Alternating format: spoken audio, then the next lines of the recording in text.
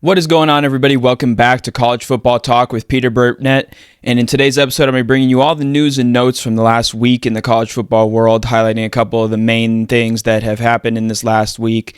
Obviously, the NFL Combine was a main focus. I'm going to have a couple of observations from that at the end of this video. But before I do, I'm going to get into some of my thoughts on the 14-team playoff. But I'm going to be starting out, first of all, with the new rule introductions that are going to be coming into college football. But before I do, if you're going to enjoy this video, please feel free to leave a like, consider subscribing to the channel, and turn on those post notifications so you're always up to date whenever I post. But let's get into it. You've seen in the title that it's kind of an idea of an NFL junior. You know, college football continues to go further and further away from amateurism and more into commercialization and focusing on the best way to maximize financial gain. And I think that's evidenced by these recent rule change announcements. And two of them are pretty similar, and I think they're positive changes. Number one is helmet communication, which basically means it's something that college football had not been doing. You know, you see the guys on the sideline with the super bright colored shirts, you know, doing all these signals and everything. That's because they can't have the communication in their ear, which is something that the NFL is able to have. And I believe maybe not in the ears, but, you know, something along those lines, even high school is allowed to have. But college football had kind of this archaic view that they could not have that. So that's change number one. I think it's long overdue. It does eliminate a kind of a fun quirk of college football with those, you know, the signal guys on the sideline, you know, doing all the signals, colorful shirts and everything, and the big old billboards. Maybe I think this would eliminate those signs that they have for play calls. So that's number one. Kind of a similar change I think is also positive is introducing tablets on the sideline both during the game and using those during halftime. Again, I think this is a positive change as well. It makes communication easier. It streamlines it, and I think it is a positive change for college football, and it's a step that is better towards being like the NFL. And there are some drawbacks though, and here's the final thing, the final rule change that was announced to be pending and upcoming in college football, and that is adding the 2-minute warning. I think this isn't a massive change. It's not the worst thing ever. You know, there's obviously a lot of changes already in the amount of timeouts, you know, kind of after possessions or after a score.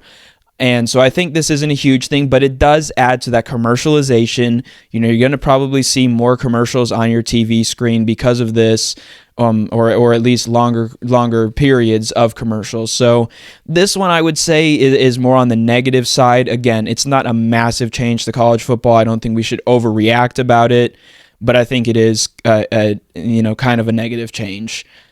But the big news, I think, probably in college football, aside from the combine, and again, that kind of blurs the line between college football and the NFL, and that is the discussions of a 14-team playoff.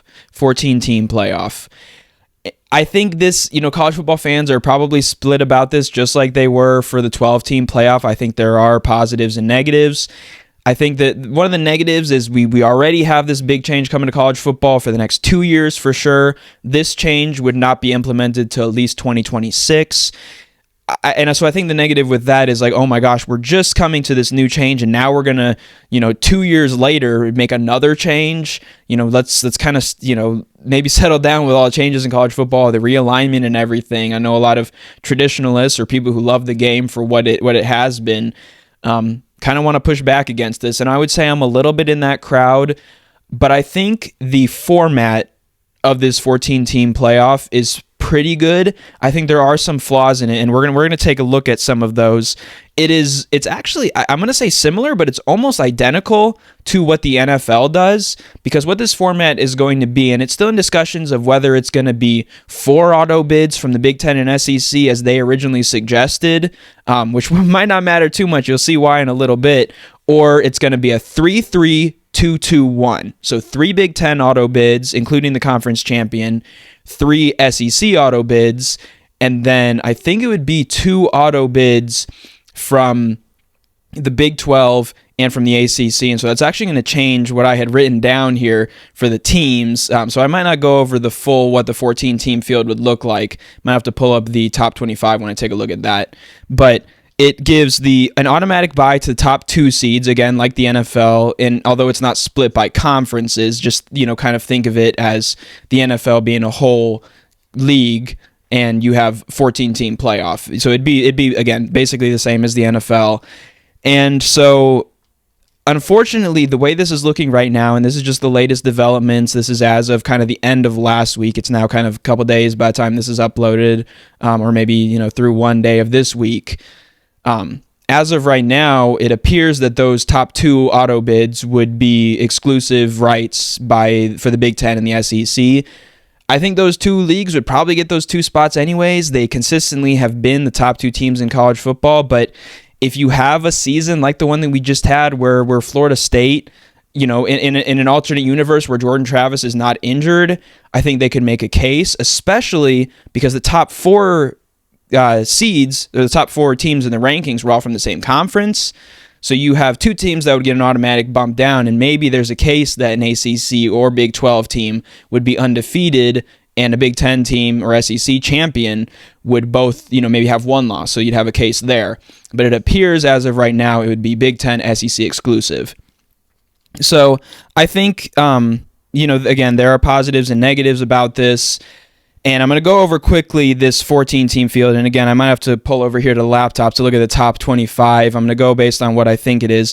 Michigan and Texas would be the Big Ten and SEC champions. Obviously, Washington was at number 2. But in this scenario, and we're using conference affiliations, what they would be in 2026 when this field would come into existence. So Michigan and Texas are the 2 conference champions in the Big Ten and SEC, get auto bids.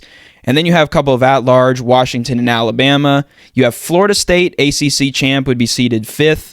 Georgia 6, Ohio State 7, Oregon 8, Missouri 9, Penn State 10, Ole Miss 11, and Oklahoma 12.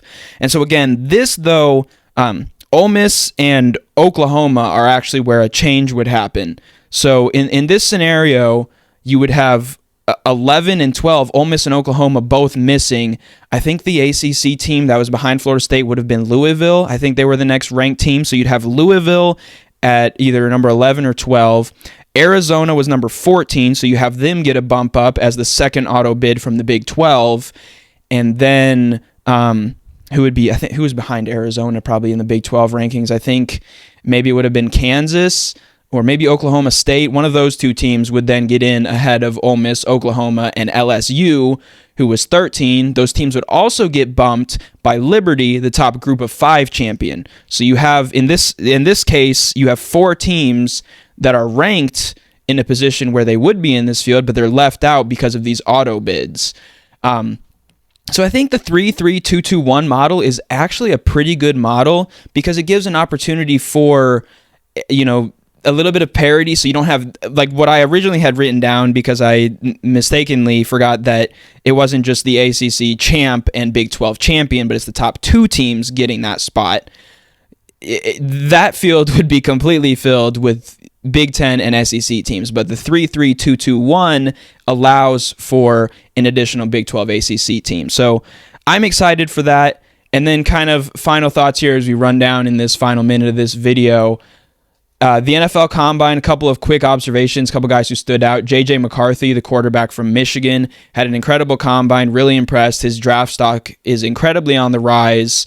And then Xavier Worthy set a new time in the 40-yard dash at 4.21 seconds, beating John Ross's record. And I think Worthy can boost his stock with that because he's more than just a speedster. He is an incredible receiver.